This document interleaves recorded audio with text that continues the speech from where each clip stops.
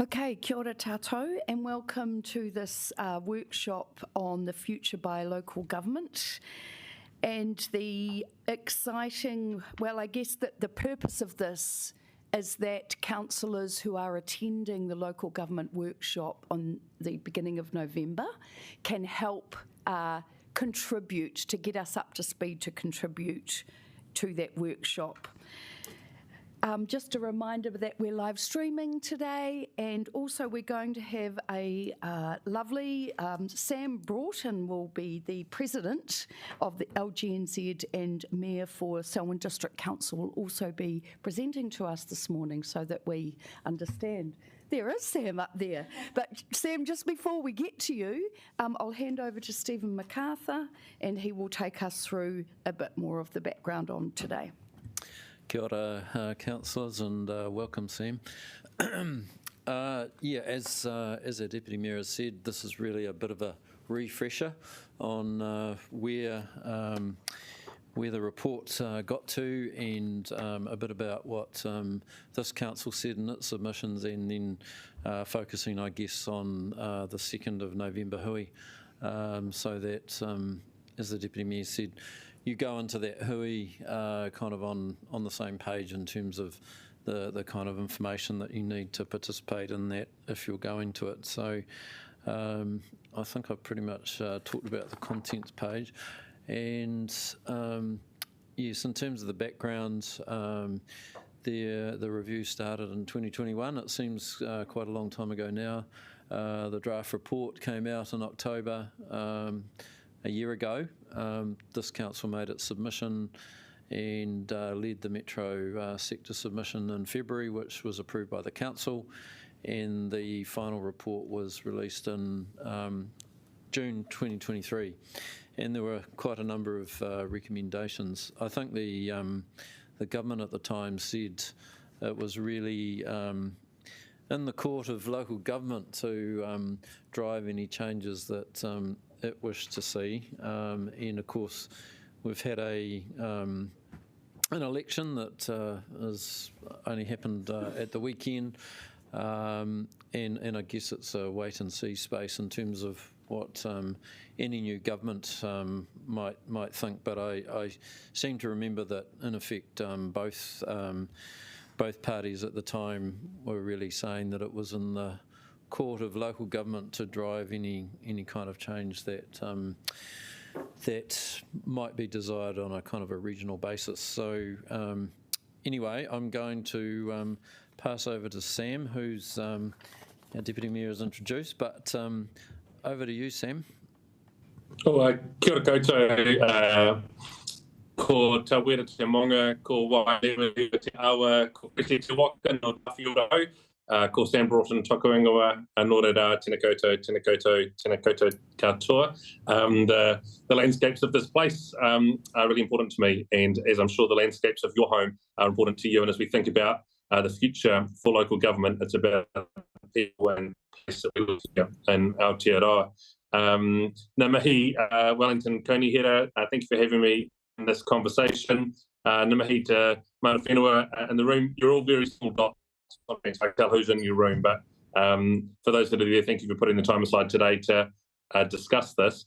I'll just briefly outline where I think we're at and what the steps are moving forward, and then happy to answer any questions, and then I'll leave you to your discussions. So the reason that we are really invested in this is because local government has asked for reviews of ourselves to happen. We think that this review should have happened before the water discussion, should have happened before the RMA discussion, and should have set up what a great future for Aotearoa looks like. We're really focused on knowing that we're already the most over-centralised country in the OECD. Also an outlier is around having a 3-year term of government. So all sorts of things set us apart from what good governance around some of the other places in the world look like. And not that we have to copy what everyone else does, but it's nice to know the context that we sit in. At the AGM in July, all of the members supported a remit that said, let's find a consensus position for local government on the changes that we think we want to make based on the report that the Future for Local Government panel did. That was supported, and we are now in that space because we've got members right across the country. We wanted to make sure that everyone was included in those discussions. So we set up an advisory group to kind of shape what that should look like. That advisory group ended up suggesting the 2 in-person meetings, the one that's happened in September and the next one that's to happen in November. Those were spaces where everyone's voices were heard, and I just want to share with you some of the outcomes from that. I'll just, hopefully this works.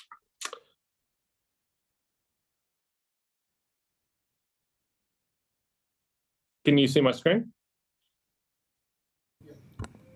Yes, Sam, doing good. Great. Okay, so these were the outcomes. We wanted to be very transparent with what everyone said. So we spent the day working through the 17 recommendations.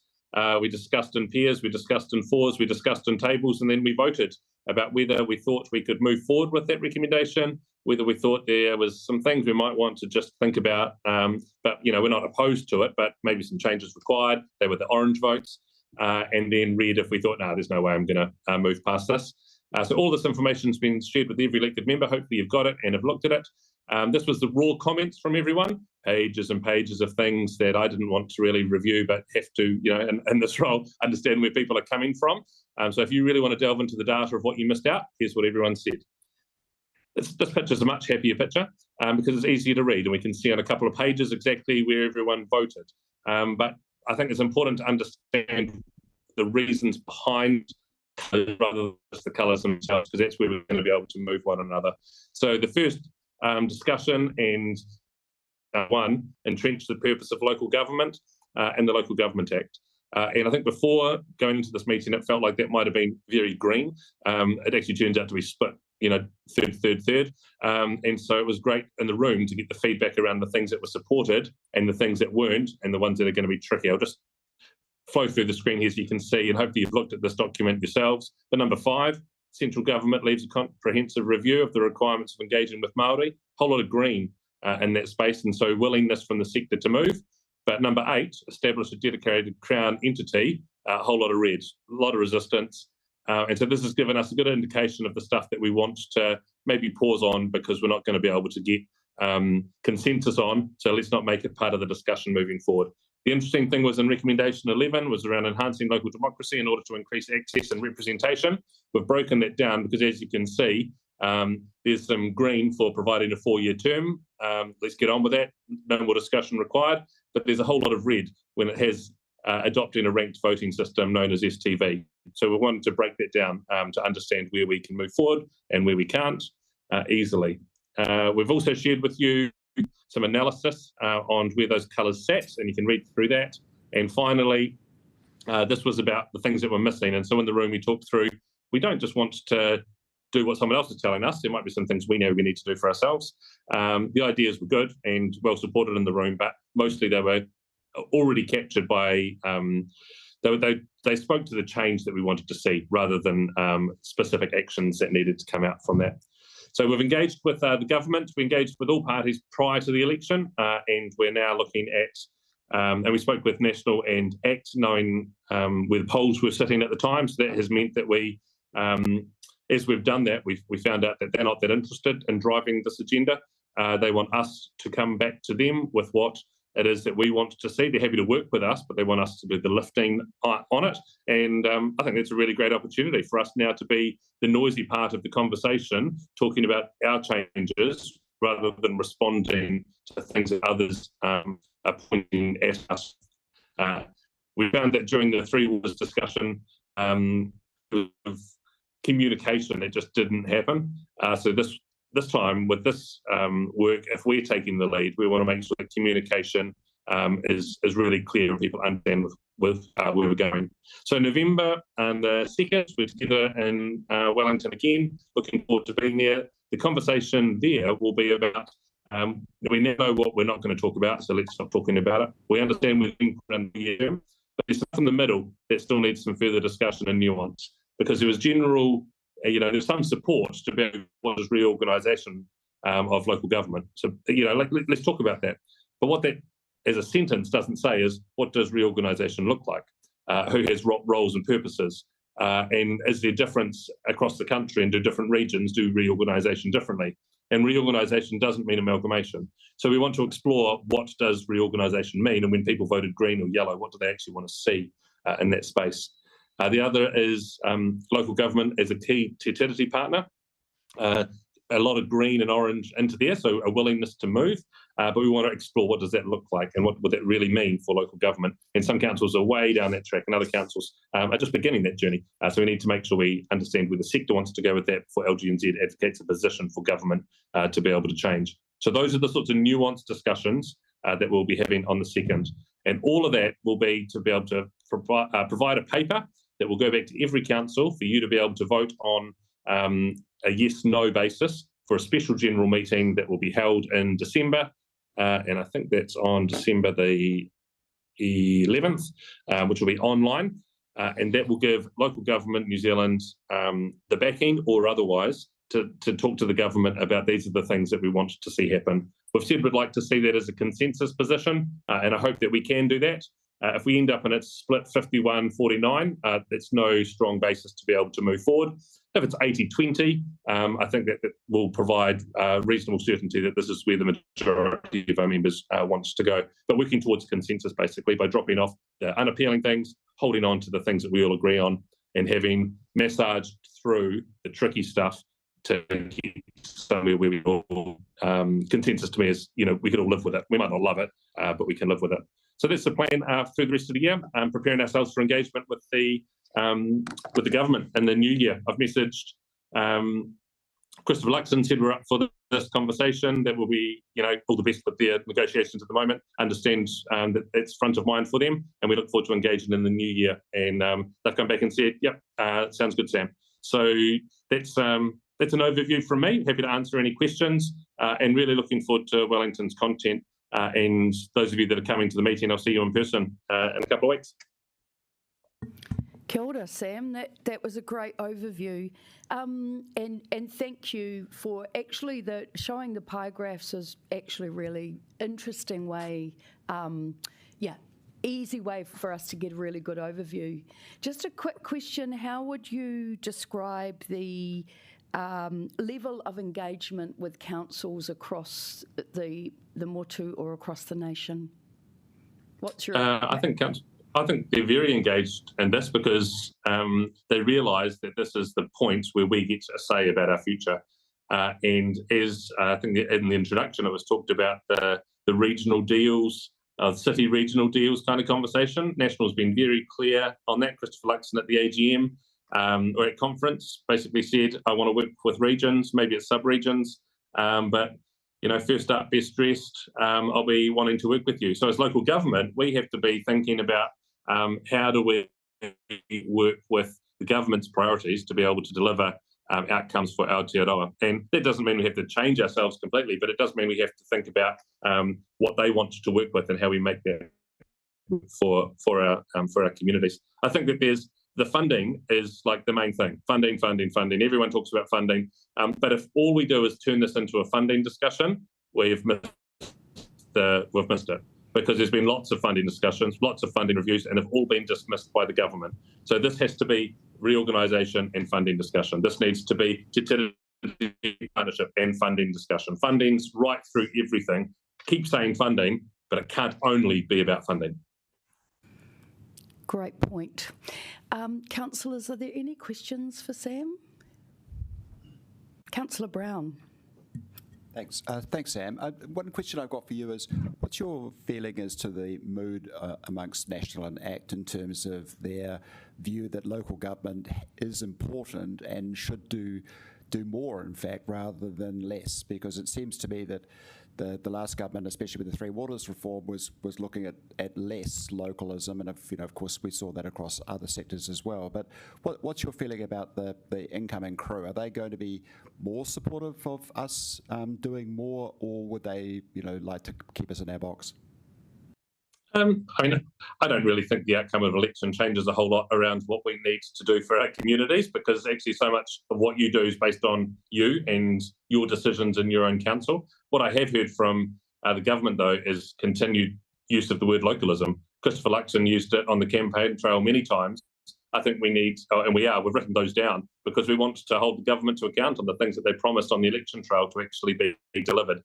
They talk about a smaller public on central government opportunities for us because there's things that we can be more nimble with and deliver closer to communities than, I know you're in Wellington, but for a whole lot of the country, it's a long way away and decisions are made. And so in the same way that Mayor's Task Force for Jobs has been able to take an MSD outcome and provide it in a cheaper, more meaningful, cost-efficient way for MSD, means better outcomes for communities, but delivering government outcomes. So for me, I'm like, what is the Mayor's Task Force for education? What's the Mayor's Task Force for housing? And I don't like the terminology Mayor's Task Force really, but it says we don't need to take over MSD, we don't need to take over Ministry of Education, but there's things within those departments that they want to see delivered in all localities across Aotearoa. Well, local governments in all of those localities, we know our people, we know we've got relationships with other organisations that can deliver. So how can we be the speedboats to the government's frigates? You know, how can we actually get round the outside of things and be really targeted with what we can deliver? And I think there's a good opportunity for that because both ACT and National have talked about localism in their campaigns. Fantastic answer, Sam. Thank you. I'm loving the speedboat to the government's frigate. Might take that one on myself. Councillor Chung has a question for you. Thanks very much, Sam. How big an issue do you think it will be that, because we're looking at a lot of larger urban areas versus rural areas, so the requirements and objectives will be quite different, and the emphasis on different things. So, how do we actually resolve those things when, our requirements are quite different from South Canterbury's, for example, or South something, South. Yeah. Anyone. I mean, I think that the requirements for the communities are different, but the expectations on councils are actually the same. The same legislation applies everywhere, the same timeframes, the same LTP, the same bumping into someone at the supermarket and they want to have a go at you. So there's a whole lot of similarity, but I think what is silly is we've got councils of serving 4,000 people needing to do exactly the same things that councils serving 400,000 people have to do. And that means that, there's things around employment that matter there. There's things around meeting legislative timeframes. We can be better in that space. And I think that's where the reorganisation discussion needs to go. It's not about takeovers. It's about saying what's a sensible size to deliver particular services to communities. Kia ora, Sam. Just while we're online, I do just want to acknowledge Jill Day has just come. Sorry to do that. And I did forget to say we're all live streaming on this. So yeah, just as well. Yeah. But my question is around the recommendations. Do you suspect, or will the new government still be open to all of these recommendations as we go through the process? Do you have any feeling around that? And in particular, the Te Tiriti sections, like how we address those? Do you have an idea of where they might be leaning there? No, neither party jumped on these and said we're going to adopt or want all of this to happen. So this is really about us exploring what we want to happen and then press into that with the government. Do we have any other questions, councillors?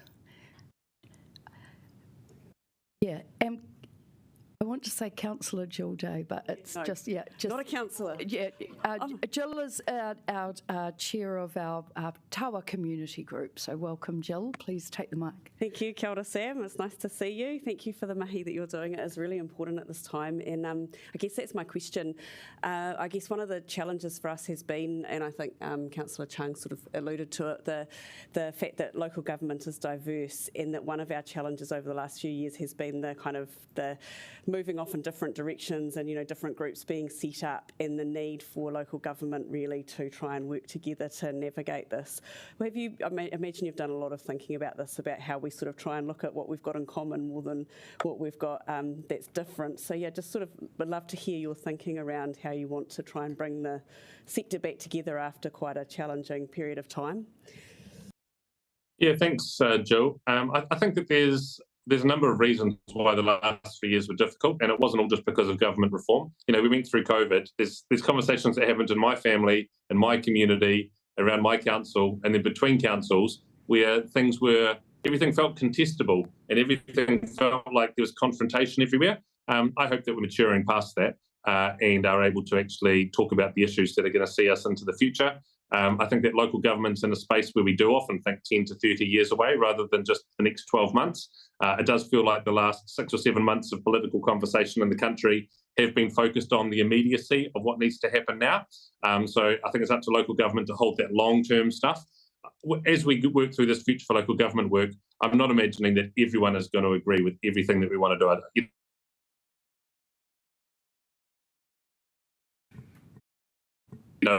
I think expect everyone to agree all the time, but we do need to now think about having most people on board with most of it, and by dropping off the things where we know we're not going to get, and by really highlighting the things where we already know there's agreement based on the last 3 or 4 years of feedback that LGNZ has had on this, I think we can get to a space where we can stand on solid ground, advocate for the government for the change that we want to see, and then not be in a reactionary space where we have to stick up signs and say we don't like it. Kia ora, Sam, thank you. One more question from me. As we're straddling a regionalised system and a localised system at the moment, we're very aware that this is putting a lot of cost in terms of resource and time on councils. So I think decisions clarifying one way or another would be really beneficial. Is that something you see that we might be able to get to through this process? Your screen froze and I didn't hear the first part of your question. Could you just repeat it? Yeah, it was really at the moment we're straddling our own, just for our Wellington City Council systems in terms of planning, but we're also regionally, so we're doing both. And all of this work is taking a lot of time and resource. And ideally, I think we're at the point where we do want to see an outcome one way or the other. So, yeah, do you think we might be able to get to an outcome past this point so that we're clear? Oh, we've lost you, but we've got your beautiful place. No, I've turned off my screen. I couldn't hear you again.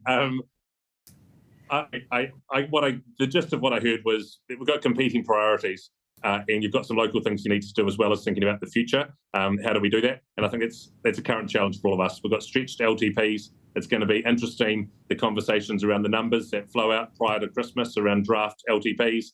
I suspect we're going to see double digits from most councils, and that will be an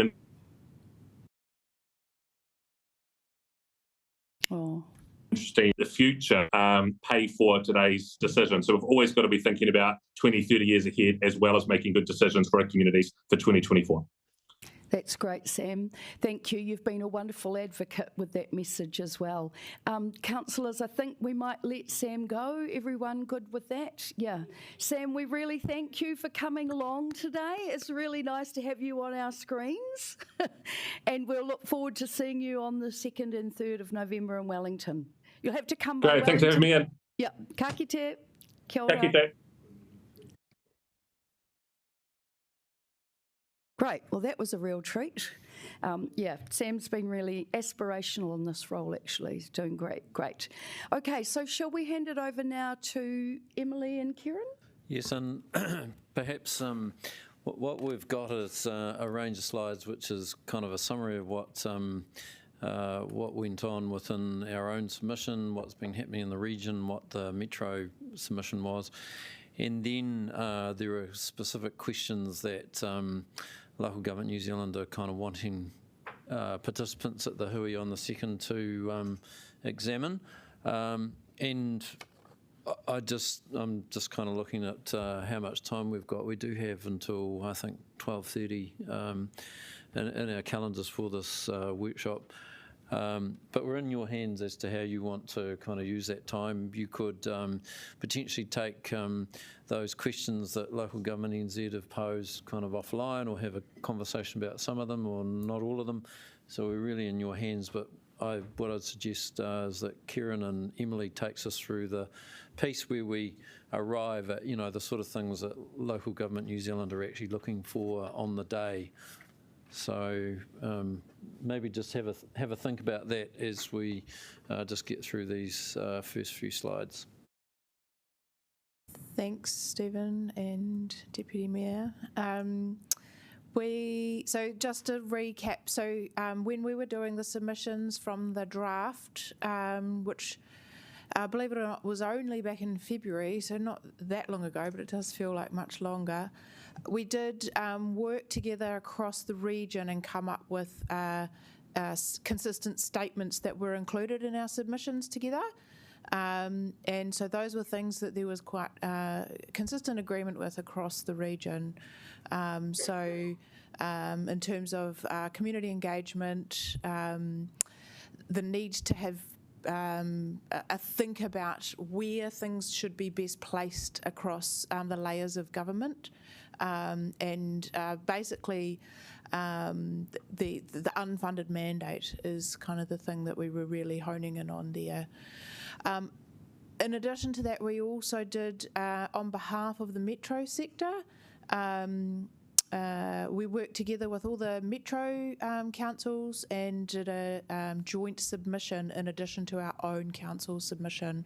So, we've been quite involved through this process, and we have been. You've all been quite engaged in terms of trying to understand what could be as well, and where our problems lie. So I'll leave it there and let Emily take you through what the final report recommendations had, because we actually haven't come to you and talked to you about that yet, but hopefully you've had a chance to have a bit of a skim of that document. Yeah. Thank you, Kieran. So just basically I'll talk a little bit about the final report and then contextualise it in the focus areas for the LGNZ Hui on the 2nd of November. So the final report, so basically the report acknowledges that the current local government system is not set up for success, and it really acknowledges that, and it also does put the ball back in local government's court to kind of think about, it says that local government must own and drive the change to make it fit for the future. So that's really key to acknowledge here. And so basically the report makes 17 recommendations. So these recommendations cover local government embedding local government's purpose and wellbeing focus, like Sam mentioned. Also growing authentic Te Tiriti-based relationships. It also talks about system renewal, and an important part of that is the relationship between local and central government as well, and how we work together. Also strengthening local democracy and leadership.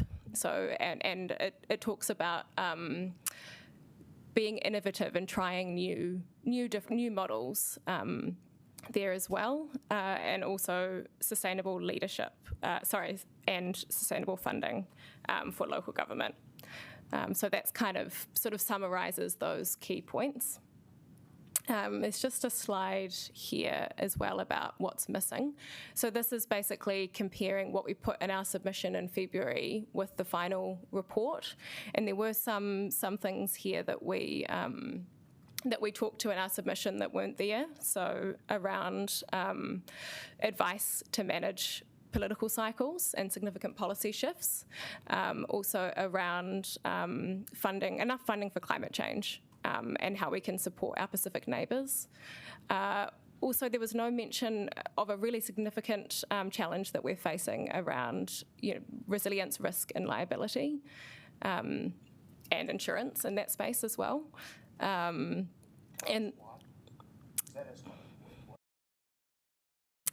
I'm not sure. It's just a significant point that we noted. Don't know if anyone else has any other ideas of an answer there. I think Andrea. in previous roles, I'm aware that there has been different proposals to include things like a local government risk agency and, look at that in a wider concept.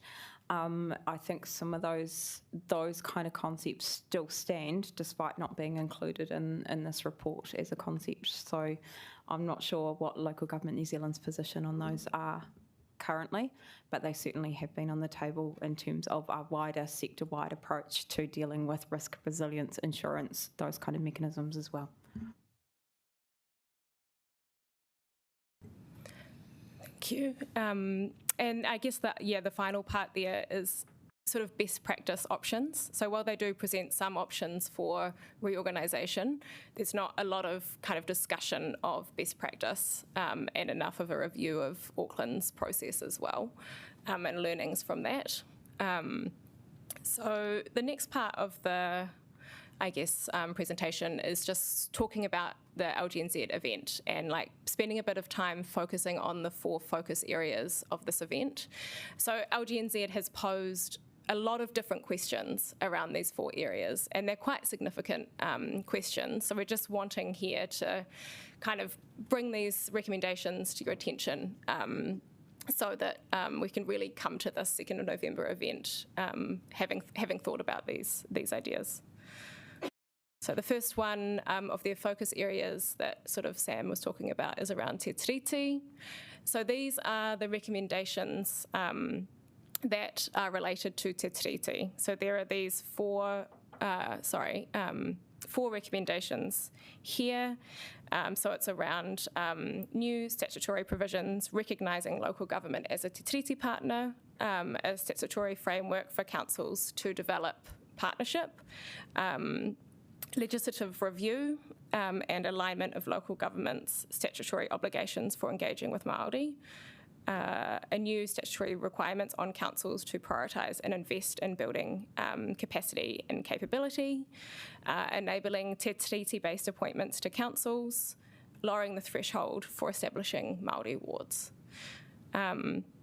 So as a council, so based on our previous submissions and actions, we are supportive of these recommendations. And as you know, we have already made progress in these areas and have our mana whenua appointments. We have a Māori ward. We have Tākai Here partnership agreement. So that's, I guess, a bit of an overview here. So now I'm just going to show through, so these are the questions posed by LGNZ for discussion. So we're not going to go through these in detail now, but we just wanted to sort of, bring them to your attention ahead of the hui on the 2nd of November. They've just got, so these are all in the slides that Tian kindly sent around yesterday. So you can have a bit of a look at them. And we've also, for each of the focus areas, we've also included links to other documents for further reading. So this is actually based on work that Kieran and Ben Henderson did early in the Future for Local Government process. So they produced literature reviews. So this is kind of going back to some of that information here. So yeah, do feel free to have a look at that. So the next focus area is around wellbeing priorities and working with central government. So here, there's one recommendation that LGNZ wants to focus on the 2nd, and that is about introducing statutory provisions to reinforce and give effect to the purpose of local government in the Local Government Act by councils setting wellbeing goals and priorities each term in conjunction with community and hapu, iwi and Māori, and central and local government committing to align wellbeing priorities and agree place-based investment plans. So again, based on previous submissions, the council's supportive of this recommendation. And I mean, you're all very aware at the moment, you're working through the long-term plan process and it's very front of mind for you. And I think as Sam mentioned, National and ACT have talked about place-based investment plans. So I guess that's some context here as well. And yeah, once again, LGNZ has posed these questions to consider in terms of this focus area. And we also have some further reading if you're interested in those slides as well. And so the focus area 3 is transformation of the local government system. So these are 2 images here that are in the final report of 2 suggested models for the structure of of new councils, so the unitary model and the combined network model. You can read a bit more about them in the final report, but essentially these are the 2 recommendations that will be discussed on the 2nd.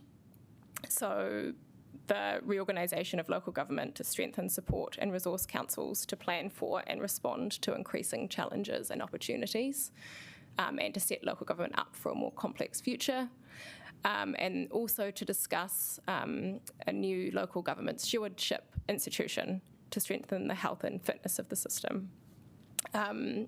So once again, in a Wellington context, based on previous submissions and work, there has been an openness in the region to have conversations around reorganisation and to best meet the needs of our communities. And there's also agreement across the region that we need more clarity around from central government on policy direction and the roles between central, regional and local government, and what they look like.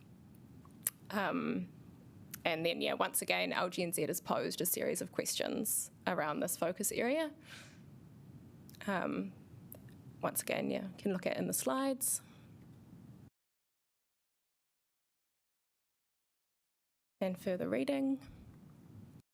And then finally, the 4th focus area is around funding. And I mean, this graph is, you can see quite clearly here, the situation that local government is in terms of funding. So while taxation as a percentage of GDP has risen over time, local government's share has stayed at around 2% of GDP, even as it has responsibility for an increasing share of national public good. So this is from the final report.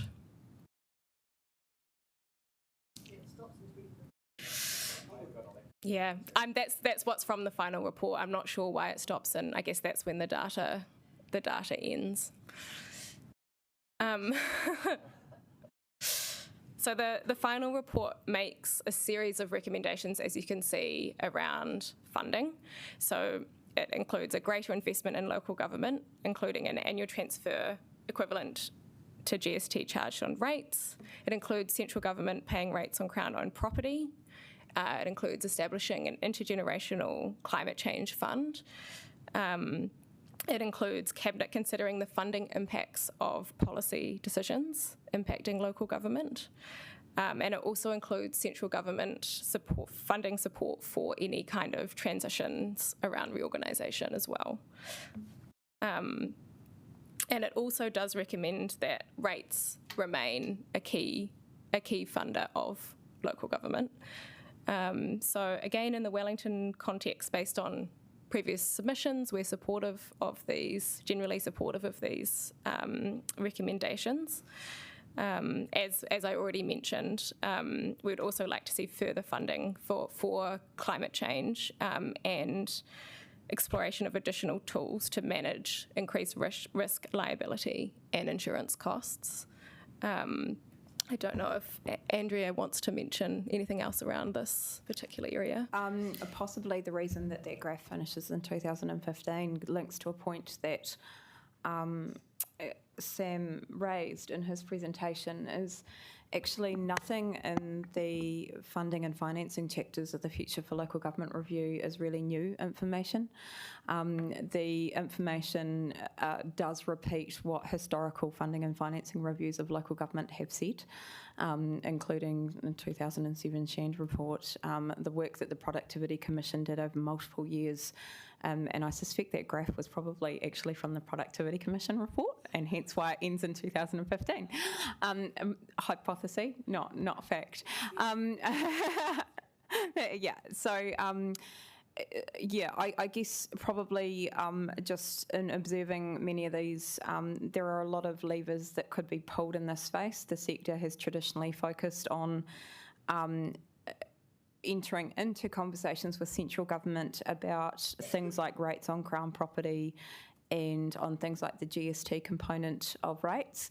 While I would certainly, as a CFO, be very excited to get those revenue streams in for this council, I think the discussion needs to be a wider and broader one, because, simply having new funding streams, while important and useful, we really need to be having quite a clear understanding of what is a sustainable and appropriate way of maintaining and fully funding the activities that local authorities do into the future. And so if that's reorganisation, what does that look like? And, how do we make sure we have the right funding mechanisms as opposed to just kind of going for the low-hanging fruit around what can be achieved? Thank you. Well articulated. So once again, LGNZ has posed a series of questions to think about in this focus area. We've also included some more further reading here too. So I guess maybe now is a good time to pause and see if anyone has any questions on any of these 4 focus areas. Yes, Councillor Chung. Thank you. Sorry. Thank you, Emily. I was just trying to form my own question, so I'll just wind back. Thank you, Emily, for that presentation. That is very informative and very helpful. So now I'll pass over to Councillor Chung.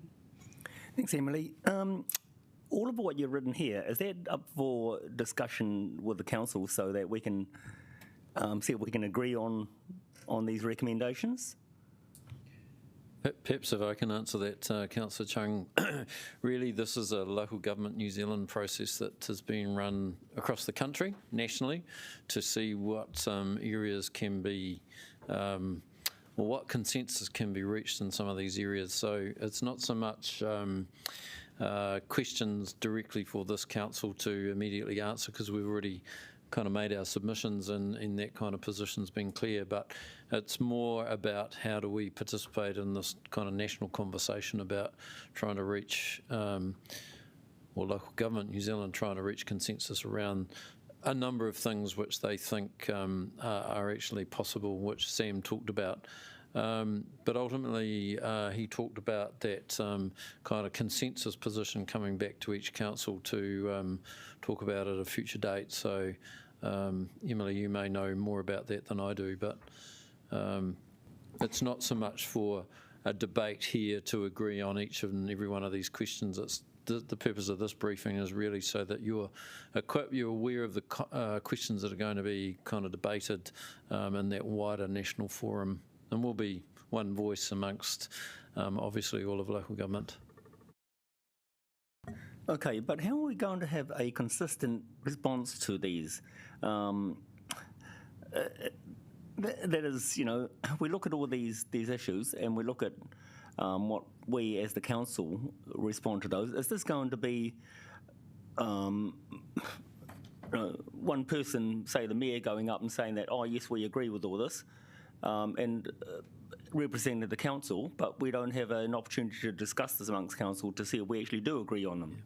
I think the basis for that conversation is the submissions that the council's already approved, and having established, a position broadly on each of those topics. But of course, the number of questions that you'll see Emily having taken us through are probably, whilst they relate to obviously that report and our submission, there's some kind of broader conversations to be had. So it's probably hearing all voices in that. However, we do have an established position through those submissions. So when you say the council agreed on these things, was that in the previous triennium? No. Back in February, we signed off the submission on on our response to the draft report. And I think the Metro one as well, is that right? Yes. Is that submission attached to the calendar invite? Is there any way we could pop that in there as well? I'll send it around. Yeah, that would be We great. kind of summarised back a few slides, just kind of what the key takeaways were, but obviously it was quite a detailed submission. And just go back to, yes, that's a very high level summary, and obviously the actual submissions were quite detailed.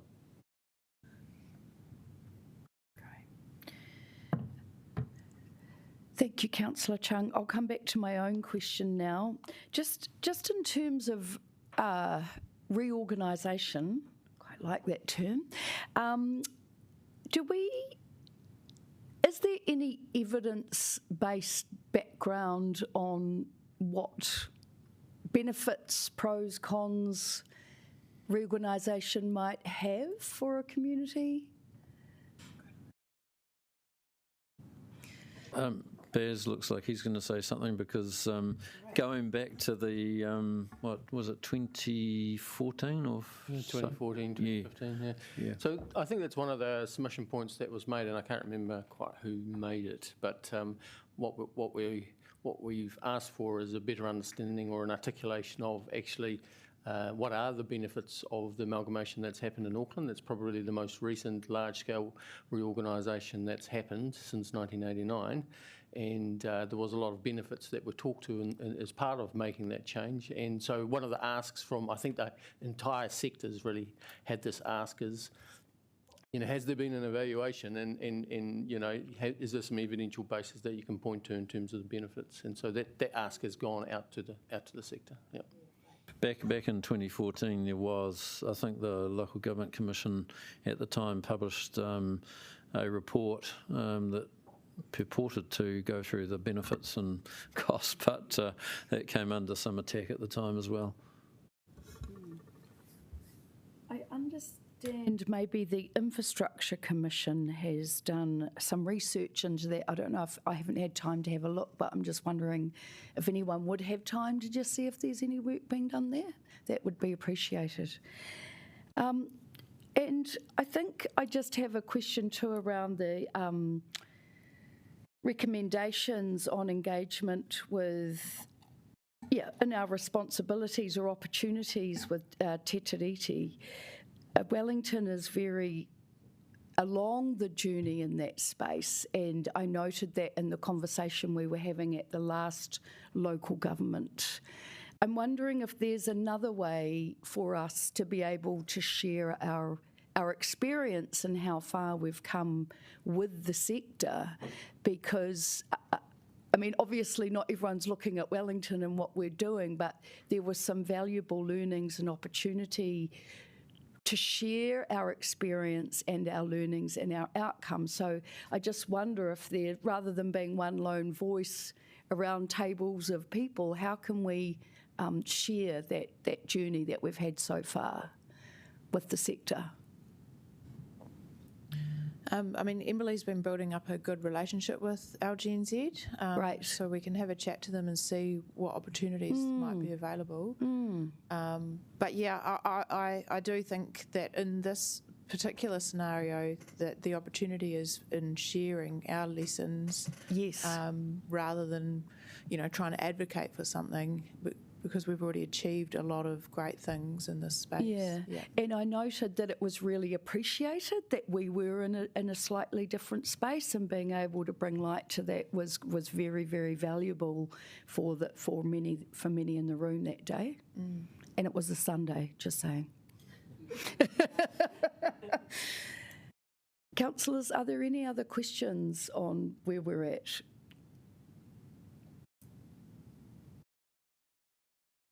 Maybe, Emily, if you go to the last slide, which was, I think, about the actual